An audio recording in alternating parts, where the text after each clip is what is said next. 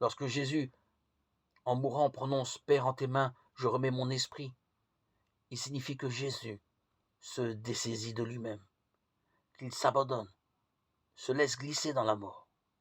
Le mourant a toujours tendance à se cramponner à ce qu'il croit être la vie.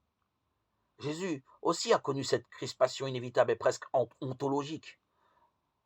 En tout homme, elle est une trace du péché. Elle l'empêche d'aller à la vie nouvelle, qui dans la mort doit être mise au monde et venir à la lumière.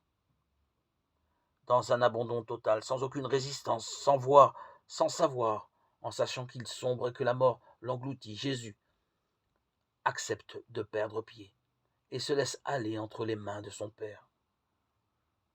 Car il ne débouche pas dans la mort, mais dans l'amour. Il rend à son Père son propre esprit, c'est-à-dire son roi, son souffle, la part la plus intime que l'homme ait reçue de Dieu, le souffle de vie. Ce qu'un homme communique à d'autres hommes en un baiser d'amour, cela même Jésus le rend ici, à son Père, en expirant dans une ultime étreinte.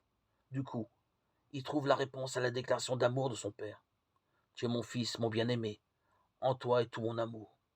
Jésus eut besoin de toute sa vie d'homme pour pénétrer jusqu'au cœur de ses paroles. Maintenant seulement, il sait.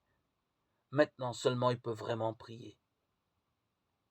Dans la mort seulement, il pourra prononcer le oui, longuement mûri de son propre amour pour le Père. Il le dira dans sa plénitude, en paix, au-delà du désespoir et du doute. Sa prière est un baiser d'amour dans lequel il exhale son dernier souffle. Père, en tes mains, je remets mon esprit. Si Jésus avait succombé à la tentation, nous serions pour toujours demeurés dans la mort, et le chemin vers la prière serait resté barré à jamais. Maintenant, ce chemin est ouvert et libre. Lui-même est le chemin et la vie. Jean 14, 6.